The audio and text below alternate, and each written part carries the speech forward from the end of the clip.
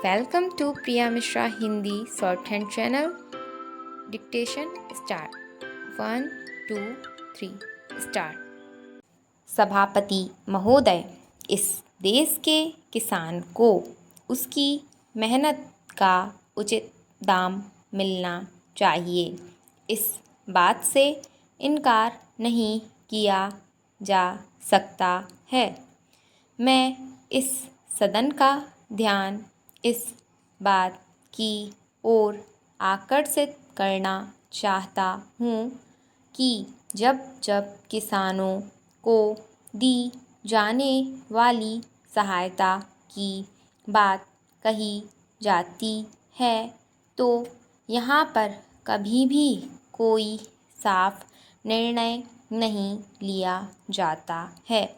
आश्वासन तो बहुत दिए जाते हैं कि हम किसानों को उनके द्वारा पैदा किए गए अनाज का उचित मूल्य देंगे, उन्हें खेती में काम आने वाले सामान को उचित मूल्य पर देंगे और उन्हें वे सब सुविधाएं देंगे जो शहरों में रहने वाले लोगों को मिलती हैं।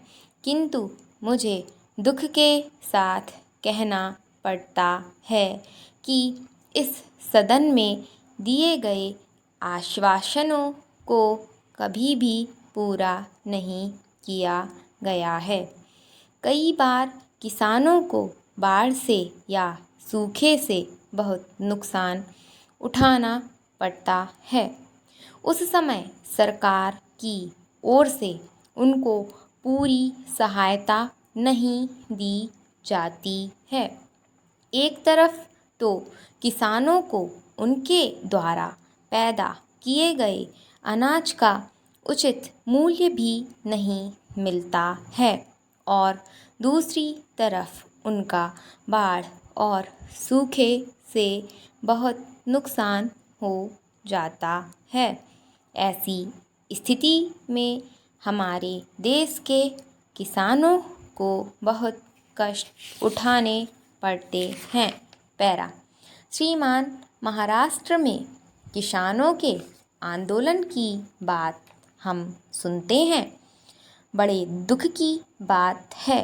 जहाँ तक मुझे मालूम है कि वहाँ किसानों को बहुत सारी सुविधाएं दी गई हैं।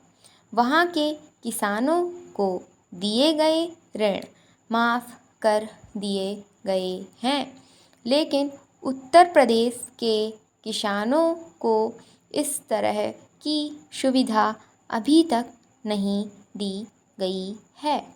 मैं महाराष्ट्र के किसानों से निवेदन करना चाहता हूँ कि जो कुछ उनको दिया जा रहा है उससे उन्हें संतुष्ट होना चाहिए और देश के विकास में पूरी तरह से हिस्सा लेना चाहिए।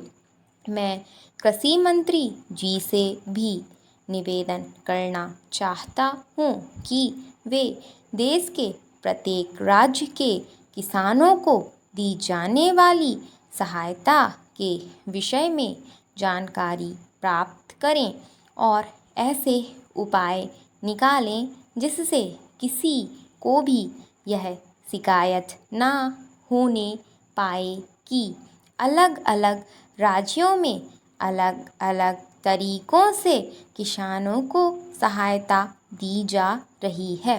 मैं माननीय मंत्री जी का आदर करता हूँ।